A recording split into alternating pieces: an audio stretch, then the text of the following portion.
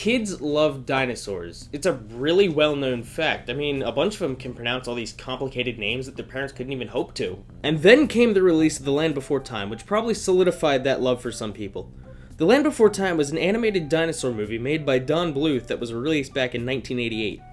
The movie later spawned many direct-to-video sequels, no longer done by Don Bluth, and complete with songs that are forever ingrained in my head from childhood.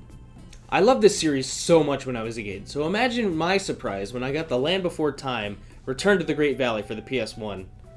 I loved it when I was a kid, because of all the dinosaurs and the Land Before Time parts. Then I tried it again a few weeks ago. It wasn't the same. Not at all. Let's start this disappointment off right with PS1 FMV that belongs back in the early days of the PS1 and not 2000.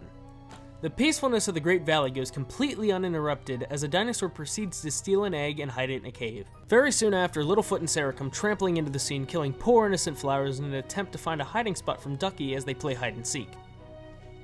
Okay, first of all, the characters are really bad. When Sarah talks, her mouth is just a square in her face opening up, but when Littlefoot talks, his whole bottom jaw threatens to fall off.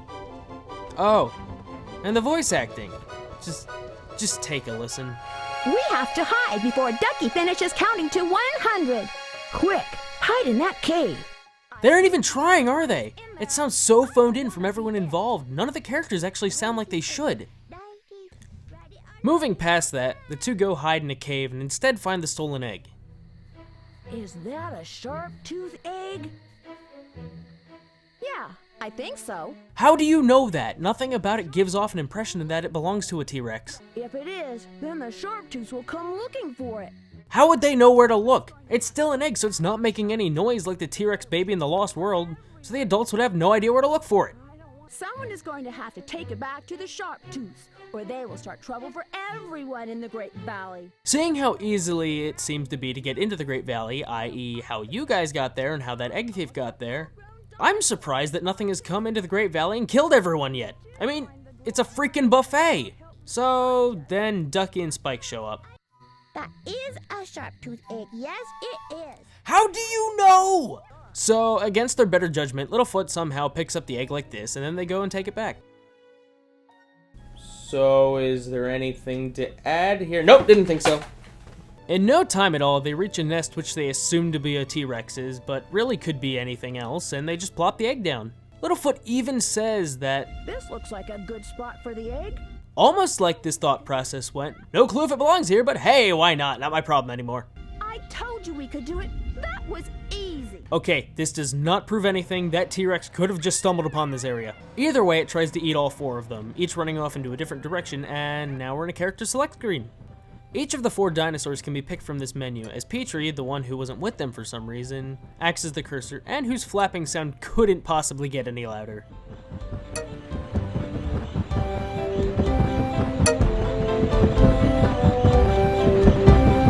And then, when you pick a character, more FMV! Oh boy, it's just what I've always wanted. It's basically the same for each character. They realize they got lost and wonder how to get home, and then Petrie shows up to lead them back. Petrie is the worst of the FMV by far. Both his face and body are really static, but his wings keep moving around and keep clipping into themselves. I guess it's supposed to be a likeness of him in the movies, being all jittery when he flies, but it just doesn't work. Not with the PS1 polygonal graphics anyway. The game is a platform, which really makes me wonder something. Dinosaurs are heavy, and I mean like really freaking heavy.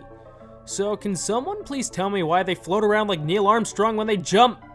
Platforms consist of rocks and other things that shouldn't be able to support a dinosaur's weight, like leaves, newly grown plants, and water geysers. You move around with the D-pad, jump with X, and use the L2 and R2 buttons to work the camera, but only if you hold them in. The camera likes to follow behind you the whole time, and if you face the camera, it'll whip right back around so it isn't looking at that ugly thing. And I wouldn't blame it. These things combined, a lot of times you'll over or undershoot jumps, causing you to die. Or you might even clip through the ground. And when you die, Petrie lets you know. The lava is dangerous. Don't go into the lava. Anytime you fall into water, lava, tar, or off a high cliff, he'll tell you what you did wrong. The cliffs are too high. Don't fall. Sometimes you'll get lucky, and I mean really lucky. Now don't get me wrong, he is helpful in telling you what you need to do, but sometimes that thing is really obvious, or you made the mistake of walking back across the spot where he appears and tells you what to do. And that gets old fast. And by fast, I mean the first time. Whenever you press triangle, you'll headbutt whatever's in front of you, but only if you're directly against it, because the game's hit detection is really bad. This will let you create bridges or move rocks out of the way. Oh, and in that opening FMV, Sarah said that she'd headbutt a T-Rex if she saw one. Well, that's not going to do a whole lot of good for you when you headbutt a flower and fall over. Speaking of hitting things, Circle lets you hit things with the tailspin, and this can be anything from bugs to lizards to flowers, and it all acts as though it's a random clickable in a humongous entertainment game, serving no real purpose to helping you at all. And the final control is square, which is used to pick up things, and these things consist of two things, which are seeds and fruit. The seeds are used to grow plants to be walked on, and the fruits are used to feed both pterodactyl babies and plants. Now, how did Ducky not get eaten in the 5 instances she came in contact with these killer plants? She's small enough to get eaten by the tiny ones, let alone the giant Sunflora here. Oh yeah, I almost forgot. It's impossible to pick things up.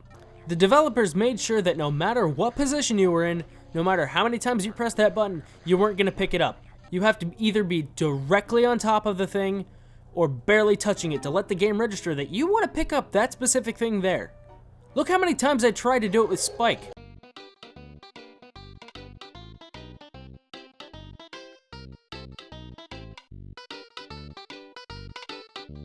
Different colored tree stars are used as the coins in this game, and 99 gets you a new life instead of the standard 100. I'm not sure what color is what amount, but it really doesn't matter. These things are everywhere and respawn upon death, and I constantly got lives upon lives. At the end of each character playthrough, I had at least 10 lives for each of them. Speaking of the end, after a character finishes all 5 levels, you get treated to more FMV that involves that character asking Petrie how much longer it'll be until they get to the Great Valley, and boom! They make it! All 4 of them. On the same cliff, overlooking the same scene. What? After you finish with everyone, you know what happens? Nothing. There's no FMV of the characters getting together and having a happy ending. There's nothing. If you pick one of the 4 from the character select screen after you beat it, all you get is their ending FMV. Even after I've complained about all of this, you want to know how hard the game is? It's easy. It's so easy. Even on the hard difficulty, I finished the game in under an hour. I expected that wave of nostalgia to hit me like when you play old games. But I didn't. Maybe I knew how bad the game was when I was a kid, and I was just hiding it behind the fact it was Land Before Time, which I loved.